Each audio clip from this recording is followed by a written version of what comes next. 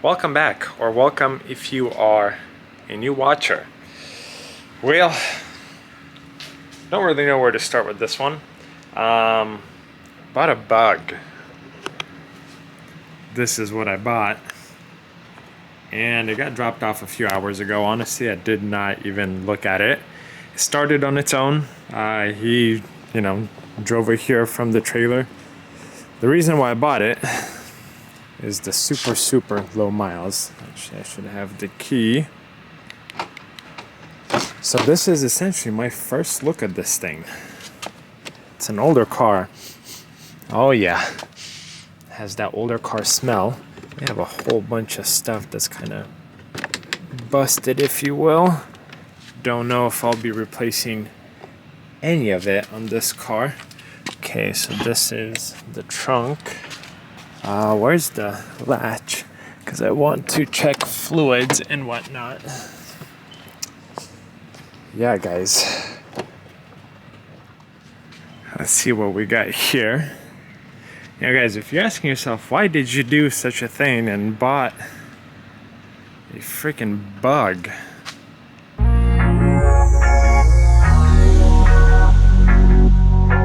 Honestly, the answer is surprisingly simple. If I don't have to replace anything on this car, which I'm not planning on doing, I will be like $1,300, maybe $1,500 into this car. If I don't have to put more money into it. At that point, even though it has imperfections, I don't know if that's dirt or not. Obviously, it's super hard to tell. But, it was sold with rear end damage, which I see right here. This is broken. This is broken. So, minor things, obviously, as long as it runs great mechanically for $1,300, cannot go wrong with a purchase like this. Especially with the miles that it has. Under 70,000 miles. Somebody who's looking for a cheap daily driver who doesn't really care what it's going to look like, as long as it's going to get him, to work, school, whatever, from point A to point B with no issues, that's going to be my buyer. And $2,500, if I nearly double my money for not doing anything or much at all, I will always say yes to that. I was just about to say I'm struggling finding the little thing to open the hood, and I think it fell in here, and I don't know how to get it out. Did I get it? Did I get a part of it? I got something, but not what I needed. So we already have struggles. Beautiful. Got it open, but I'm seeing, looks like we have damage up here also. And, really funky system. I guess it works, but it's definitely scraping against something. But let's take a look. No milkiness, so at the very least that should be okay. We have oil. It seems like it's at the top and it's fresh. What else? Coolant. We have coolant. It seems like we have enough stuff to actually start it, let it warm up. I guess see what happens from there. Woo. 68,000 miles, guys. And I don't know, I was gonna say if we have any lights or not, but we have a check engine light on. Brake. That's fine. Trunk is open. That's fine. This doesn't close. Why? What else do we have in here?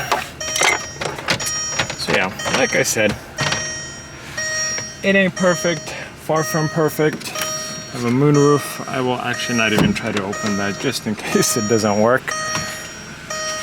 Let it run, and I'll actually go grab my scanner, get that connected.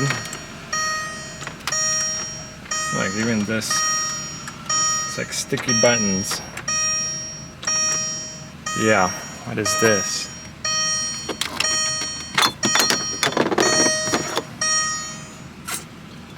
Boy, oh boy.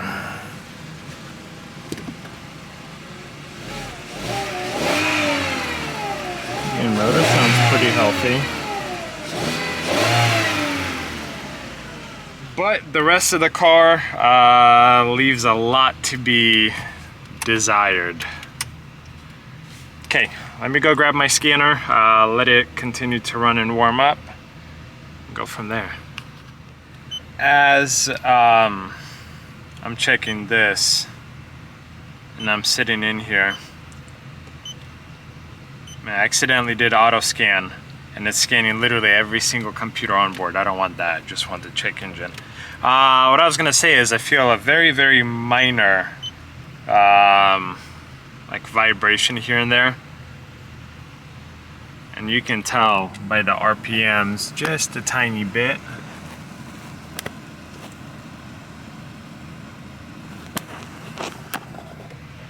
Which, if this thing has been sitting for a while, it could be spark plugs, it could be, I don't know, something very minor. But overall, it runs fine. We have more than half a fuel of tank. I mean, it could be old fuel, I don't know. But here we go, read codes. We have a P0420, catalyst system bank 1 efficiency below threshold. P0420 sounds very familiar, and if I remember, it's actually a very easy code to figure out. It's almost like a vacuum leak or something, if I remember correctly. But I don't think it's anything crazy. I want to take you down the street. I have cleared the codes. Wish me luck, guys. Hopefully I don't get stranded nowhere. I'm not going far, but I do want to feel it go through the gears and whatnot. Oh, I just heard the brakes. I mean, this car is just filthy, filthy dirty. Just look at that. So honestly, brake pads probably have dust in them or whatever, particles. But the other thing is, I hope I don't get pulled over. I got no plates, and this car looks like doo-doo. But so far, it ain't bad. It ain't bad at all. So we're starting in first gear. I don't know how many gears these things have. There's our second. No weird kicks. No nudges. Yeah. Doing 40 miles per hour now. So far, no issues. All right, well, I am like 1.3 miles into my loop. Yup, just switched to 1.3. I am almost back at the house, but it's school season, so I'm stuck behind a school bus. But this thing runs great. It didn't die on me, it shifts good, it gets speed. I mean, mechanically, everything that I expected, you know, a 68,000 mile car to be. I cleared the code, obviously nothing came back. I'm looking at the RPMs. RPMs are actually steady. It could be a case of, you know, the car hasn't been driven in a while, but I'll still look into that code. Again, if I remember correctly, it's not a very difficult code to take care of. Neither is it expensive. Where this car struggles is obviously interior. Interior is in very, very rough shape. The other problem I have with this car is it was purchased out of Washington by an insurance company, which means that Washington has the title. And in order for me to get the title, I have to take it through state inspection. Fortunately, I've been through this process a handful of times. I honestly don't really buy cars like this anymore because it's so time consuming. And I purchased this car roughly a week ago. I kind of got shafted on someone getting this car picked up. Someone was supposed to get it, but then the day of they canceled, decided not to go to the Seattle area. Anyways, my winning bid for this car was $425.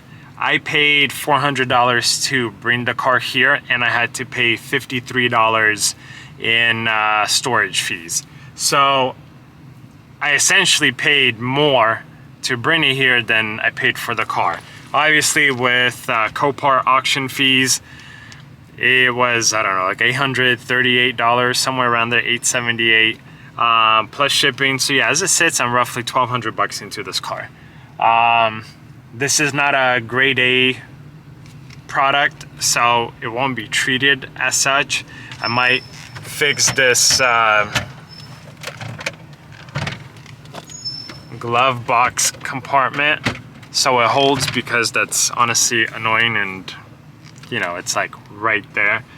And then hopefully take care of the check engine light, drive it enough where it passes emissions, do a very, very minor detail on it, and then get it sold. All in all, I have honestly about a month and a half until I get the title, at least, maybe 2 months. So I scheduled an appointment yesterday, and it's a month out. So it will be a month until I can actually even take it through state inspection. Same day I will apply for a new title, and it will take about 4 weeks for the title. Best case scenario, I have received titles sooner, so that's what I'm saying, maybe a month and a half, best case scenario. Realistically, about 2 months until I can actually sell this car. But in 2 months, I'll be able to drive it.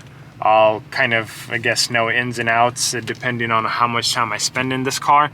But as of right now, like if I were to keep this car, buy it for myself, 1,200 bucks for a cheap daily driver that's fuel efficient, that has low miles, that as far as I can tell mechanically runs great, I would say is a win.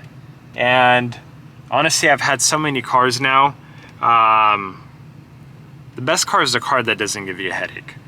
And that typically means lower mileage, like mechanically sound cars. And I'm hoping this one is gonna fit the bill. Honestly, I don't really know which direction I want this video to go into, but you know, showing you guys the whole process from purchase to selling. Like I said, it might take 2 months to even get this car to like a selling point. Don't know if I want to work on a video for 2 months. So I will kind of pause it here, and if I have an update for you guys with either check engine light or something along those lines, but I'll check back in with you guys in a few days. 3 weeks later. So I told you guys that with the Beetle, I will most likely share the video with you guys before it's completely done. But as I'm working on other projects and so on and so forth, my state inspection is actually next week. So the car is not done. Honestly, I haven't really spent much time on fixing or cleaning pretty much anything. The only thing I've done is I cleared the check engine light. I drove it, the check engine light came on, and I kind of continued to drive it. It runs great, it shifts good, and the codes that I'm getting are for oxygen sensors. Actually, if I remember correctly, it's one code, but reading forms and whatnot, people are saying it's the 2 oxygen sensors. So for my sake, I bought 2 oxygen sensors, and these are Bosch oxygen sensors. So they are supposed to be good quality parts. And that's actually what I'll be doing. I'll probably, because honestly, like I said before, this is a cheap car. I don't want to spend a lot of time, you know, cleaning it up, making it super pretty, because outside has a lot of imperfections. Things like this that I will not be fixing or patching up.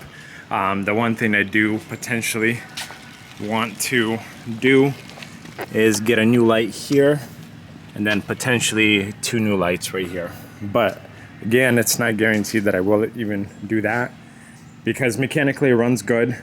There's too many imperfections for me to make it right or get it like to a really, really nice condition.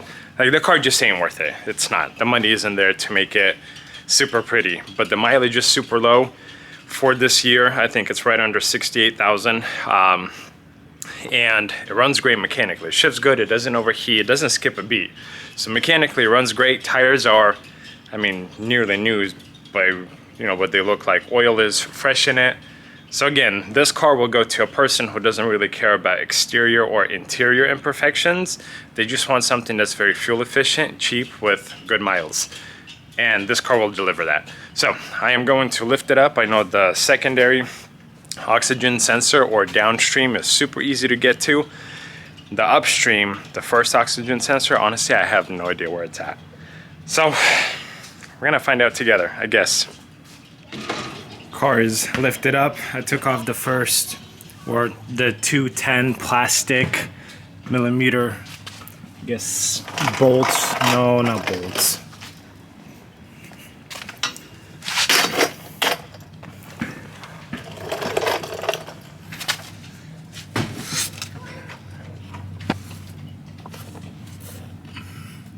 And this is the housing that I just took those nuts off of. And then in theory, there we go, should wiggle wiggle, and that will expose our oxygen sensor connectors right there. So it is very uncomfortable to work on this without a full lift with just a jack. So I'll get the job done. Oxygen sensor is obviously right there. I'll be able to do this with two hands comfortably. And then I guess I'll have to figure out where the upstream oxygen sensor is at. This is the old oxygen sensor, so obviously really burnt through. Almost surprising that at 68,000 miles it kind of went bad, but again, it's 20 years. Not only the mileage plays an effect, the age will also play an effect. I just realized I got my shirt dirty. White shirt, working on cars, never a good idea. Thankfully, white shirts are fairly cheap and easy to come by. So now I just need to verify the connectors and reinstall the new sensor. I am honestly slightly struggling. So these numbers on here, they match number for number on the original sensor. But this and this seem like they are literally identical. Now, from the research I've done online, and even when ordering parts through my wholesale distributor, there's two different sensors. And from what I found, the connectors are different.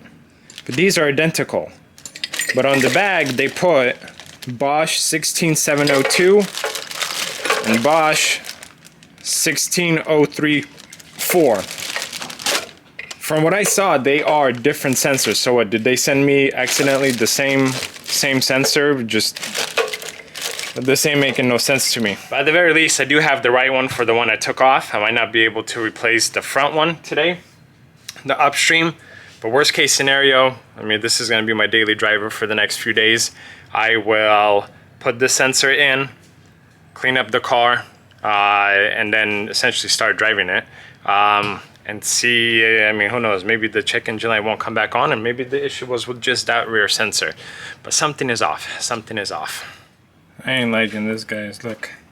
See those two ends right there? How it's like the little triangles? There's only one on the original sensor, and then this part is kind of cut out. So it's almost different. So the new one does not go in. It's almost like I have to shave this part off in order to make it fit. So now I'm starting to get sketched out.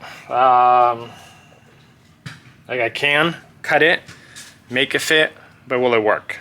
Because obviously if it's designed differently and it's not a Bosch sensor, because I mean Bosch is a name brand. I don't think they'd goof up like this.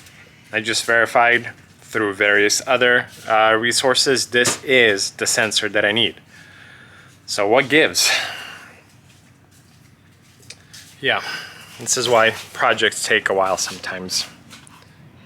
Meantime, I have found the other oxygen sensor, pulled it out. This one is even worse than the downstream. I am going to use some brake cleaner, clean it off, put it back. Obviously I don't have the necessary and needed oxygen sensors. Maybe I'll get lucky and just by cleaning them fix the issue at the very least temporarily, but guess we'll see. Spraying it down with some brake cleaner. You guys see that green on it? I believe this sensor is a goner. But I'm gonna put it back in regardless, drive it, but I think this will do absolutely nothing for me. Several days later. Little bug is at the lot. So here's the good news. I am going to try to take it through DEQ right now because my scanner says there's only one code or one onboard monitor that's not ready, but with one not ready, it should pass. The bad news is, I got stuck in some traffic yesterday and it started to overheat.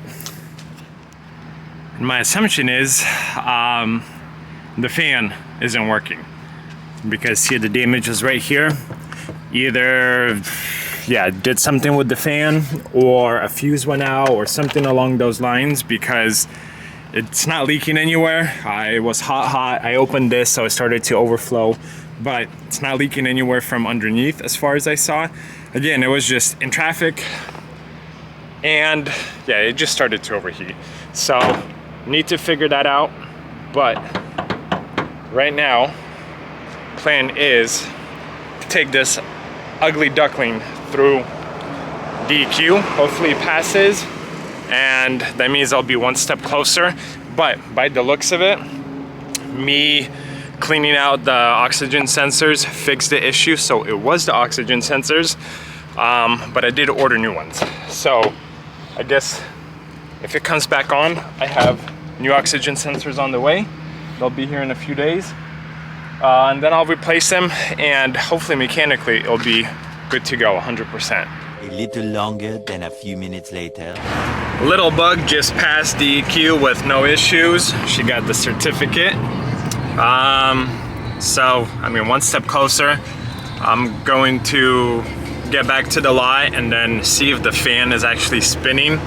If not, then probably off video go through relays and fuses because this video is getting long. Camera probably won't show you guys, but I was right. Fan is not working. So that's another issue I'll have to take care of. And the way you kind of test is force it to turn on by turning on the AC, and nothing happened. So time to go through the fuses and whatnot. If not, I'll go to my mechanic for further diagnostics. But super close. And look at this, guys. I didn't even have to go far, but that screams issue. And I know I've bought fuses that look kind of like this. Honestly, I don't know where they are. I don't know if they're the same size and whatnot, but I will take this apart, clean it up, get a new fuse for this location, and hopefully that fixes the issue. If not, then I'm gonna have to call Nick. The next day. Just came home on the bug. My inspection is tomorrow, and this whole assembly is coming in tonight. So I'm cutting it super close on time, but I cleaned it up, put it back together. I drove it here from the lot like this, which is probably a 20-minute drive. And now it's been running for about 10 minutes. I was just trying to force it to overheat. It does not overheat. My wife says that it did. The light came on, but then she said after I called you, it turned off. So I don't know what happened, but by the looks of it, we do not have an overheating issue. This fuse was here, and if I'll be able to pull it, I see how it's a little bit burnt. So I'm assuming it's a bad fuse, and on this side, it's responsible for the fan, the engine fan. Now, I moved it to the center. These two are ABS, and then this is the fan. And I turned on the AC, both fans work. So we know fan is good, so it is most likely an issue with this, but 30 minutes it's been running non-stop highway driving, and there is no overheating whatsoever from what I saw or from what I've experienced. So that means even if I do get the new fuse box delivered late tonight, then tomorrow morning I could still go through state inspection, get the title process going, and then replace it. And I think the bug is ready to go. I am super close. The next day. I am back with the cell phone footage because today has been very hectic, but this morning I took it through state inspection. It passed with no issues. I applied for a new title. And then on my way back to the lot, the check engine light came on. I pulled the codes. It's showing the exact same code for the oxygen sensor for bank 1. So that's the pre-cat. So assuming the fact that I cleaned it up and I was able to drive it long enough to where all onboard computers were okay, it passed emissions with no issues, I just need a new sensor. And I told you guys that me cleaning it up, I highly doubt that it'll do anything. Obviously it did something. I was able to get it to pass and confirm that that's my issue. New sensors have been ordered. They will be here tomorrow. I actually ordered them last week because, again, I said, if this is it, the issue, I'll just replace them to have new sensors. So that's exactly what I'll do. Right now, though, I am going to replace this whole box assembly, clean up the wiring. Essentially, the car will be ready to go. Although I didn't get a sale in this video, I do want to end it. I will price it, honestly, probably like at $3,000 and stay firm on that, and maybe come down $100. Don't really have intent to really move on the price because mechanically it runs good. It shifts well, it makes good power. I mean, aside from the ugly parts on the body and whatnot, it's a great mechanical runner with 68,000 miles. I think $3,000 in the given market is more than a fair ask. Something with similar miles with a clean title is listed 6.5-ish. So half of that for a rebuilt title and some cosmetic imperfections, I think I'll get that. So we'll just consider it sold at $3,000 or somewhere around $3,000.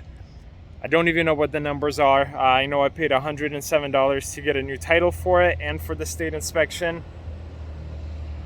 Honestly, I have no idea how much I'm into this car, but I'm looking for a quick sale, so this one definitely won't be a high profit car. So I'll finish up everything off video, get it listed, get it sold, and start working on other projects that I have for you guys. So thank you so much for watching. If you are not a subscriber, please consider subscribing. Appreciate your support. I appreciate your time. See you guys in the next video.